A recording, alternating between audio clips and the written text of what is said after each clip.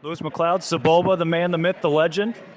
It's great to see you here. The pod racing legend. Come on, you're a legend. Oh, thank you very much. Well, the character seems to have gone down very well. 26 years later. Yeah, right. You even got a new figure recently. I know, I saw it. Yeah, it's pretty cool.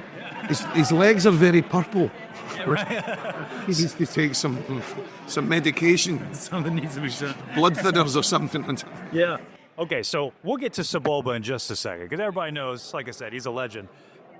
I want to ask you about playing some Harry Potter characters and some video games. That's a while ago. Yeah. I know. Jeez, you got me now. Yeah, well, actually, we did that in 2002, I think. Yeah. It's a while ago. And so I understand, these are ones I know you did, but I don't know if you did any more. So Dumbledore, Draco Malfoy, and Fred Weasley, is that right? That's right. Hagrid, at last. And where did you get that motorbike? Don't ask me to do the voices, I need to hear them.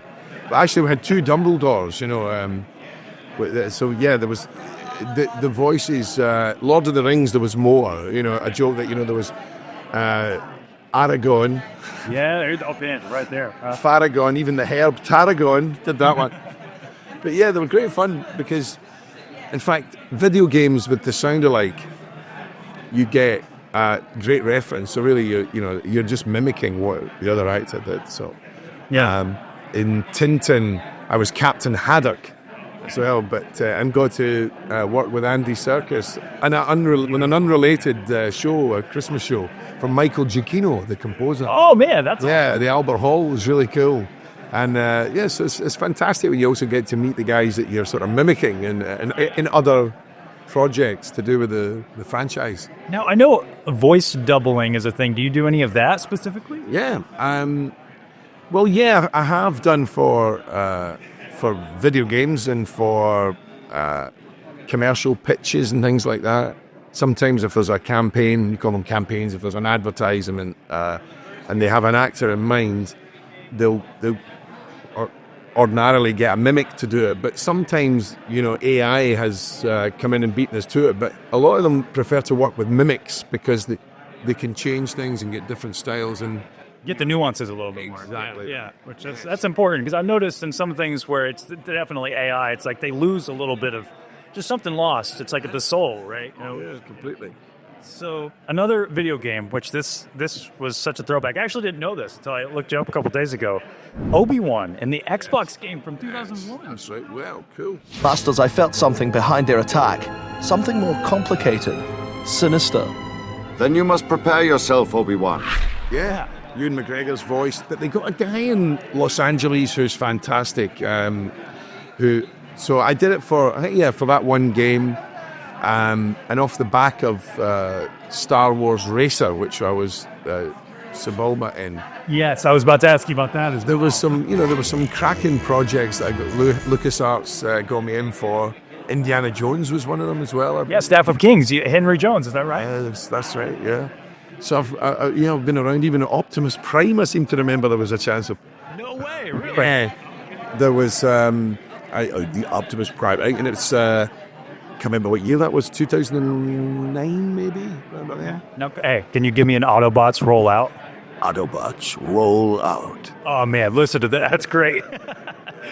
Okay, so now getting to the man of the hour here, Sebulba. So where does the voice come from for Sebulba?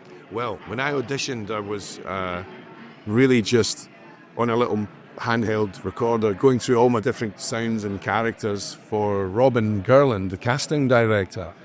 And I came across a Jabba the Hutt sound that she really liked. And she said, I'll play that to George. And he liked it too. And so it's because he speaks Huttese, it's distilled down from a Jabba the Hutt type voice, which then changes when he races, so it goes up a gear, so you can shout over all the sounds that are around about. It's biting, so it's like two voices, really.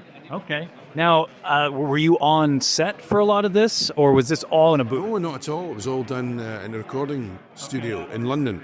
We were at a studio which no longer exists, sadly, called Magmasters, and then we went to Abbey Road and recorded the last couple of sessions there. Okay, I gotcha. Okay, well, do you have a favorite line from Sebulba?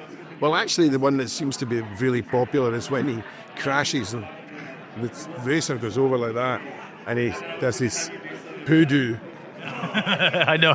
That's the classic. That's curious. Have you seen this? There's a comic. I think it's a comic out there that shows Sebulba after the events of the original trilogy. Have you seen this? No. It's after the Empire's been defeated. He's doing stuff called battle racing now, and he actually briefly, reluctantly, teams up with Lando Calrissian. Oh, wow. Did you know that? I didn't know that either until yesterday. Believe it or not. Let's just hope that some smart, eagle-eyed producer is slating that for production. And We need Sebulba, a Star Wars story. I get you back in there. to be older, I wonder if the race is actually slower. So, It's like a seniors pod race. is that what you want to see if you were ever to return? Is that what you want? Oh, I'd love to get anything, He's probably got a driver now. Yeah, so he's too old. Sit in the back, right? It's a bit he's won and lost, Yeah, that's amazing. So, to end it all here, what was your favorite moment just from anything Star Wars that you've done? Oh, well, it would be just learning that I got the job, really. I think that moment where, you never forget that phone call where they say, you're in. And I jumped up and down on my sofa and broke my sofa.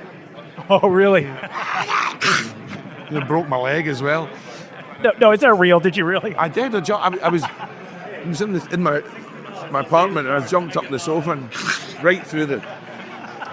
It was What is the story? It's a bit of a hammy kind of way to celebrate getting a job, but it did happen. So you were on crutches when you were in the booth? No, I never broke my leg, but it did hurt. My leg went right through the thing, stuck through the middle of the cushion, and I did hear wood break, so I didn't bother. I just, Hope it's not bone. I walked out my apartment with my sofa hanging off my leg. Excuse me. No, it was, it was just to hear getting it. Getting the job was the best thing. And then actually, the teaser trailer, being in the end of the teaser trailer. He gets a little laugh. Yeah. That was another cracking moment. Because back then, when you downloaded a trailer and you'd never seen it before, it took 2.5 to 3 hours because we weren't using broadband or, Wi-Fi. Yeah. It was, very slow. So you're just sitting watching that bar go, 1% every 10 minutes. Yeah, it's the anticipation. Yeah, absolutely. And then when I saw it, I went, yes, it was amazing. Because I was working with the guy who became the voice of Darth Maul, Peter Serafinovich, and Peter and I sat and waited on it. So we were both kind of invested in it, and in a very unique position because we were working together on a show for the BBC. But we were also in this movie that we couldn't talk about. So even when we'd recorded our scenes, we were sworn to secrecy, couldn't discuss it. But we were both just so excited about it. It was an amazing experience. That is amazing. So where can people find you? Anywhere? I've got a website, lewismacleod.com. We update that from time to time. There's shows on, conventions, and people can get in touch. We do signings. We've got video messages and things like that. All right. Well, fantastic. Lewis MacLeod, thank you so much. Sebulba, the man, the myth, the legend. Appreciate you. Thanks very much.